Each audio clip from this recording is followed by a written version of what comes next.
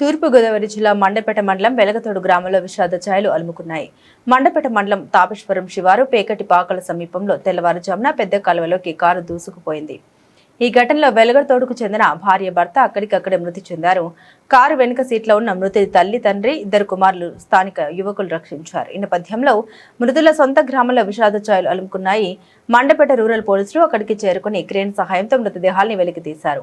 మండపేట ప్రభుత్వ ఆసుపత్రికి పోస్టు మార్టంకు తరలించారు. దీనిపై రూరల్ ఎస్ఐ కిషోర్ కేసు నమోదు చేసి దర్యాప్తును చేపట్టినట్లు సిఐ దొరరాజు పేర్కొన్నారు.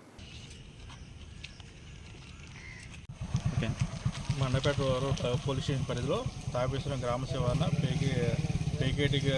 పేకేటిపాకల వద్ద నిన్న రాత్రి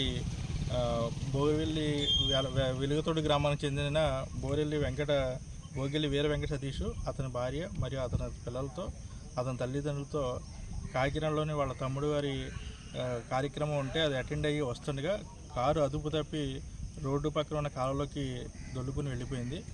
ఈ ప్రమాదంలో కారు నడుపుతున్నటువంటి భోగిల్లి వీర వెంకట సతీష్ అలాగే అతని భార్య కిరణ్మయ్య ఇద్దరు ఘటనా స్థలంలో చనిపోవడం జరిగింది. వెంటనే కారు ప్రమాదం జరిగిన వెంటనే పేకేటిపాక గ్రామస్తులు వెంటనే అలర్ట్ అయ్యి అందులో ఉంటున్న కారులో ఉన్న ఇద్దరు పిల్లల్ని అలాగే వారి తల్లిదండ్రులు ఇద్దరు కూడా క్షేమంగా బయటికి తీసుకురావడం జరిగింది. కతిమా ఇద్దరు కారులో ఉండిపోవడంతో వాళ్ళు నీరు మింగి శ్వాస ఆక్క చనిపోవడం జరిగింది. వాళ్ళని కూడా క్రేన్ సహాయంతో బయటికి తీసి కారుతో పాటు వాళ్ళిద్దరిని రాత్రి హాస్పిటల్ పంపించడం జరిగింది. మార్చికి వాళ్ళు ఇంక్వెస్ట్ చేసుకోవడం కేసు నమోదు చేయడం అలాగే ఇంక్వెస్ట్ శవ పంచనామా కండక్ట్ చేయడం జరుగుతుంది.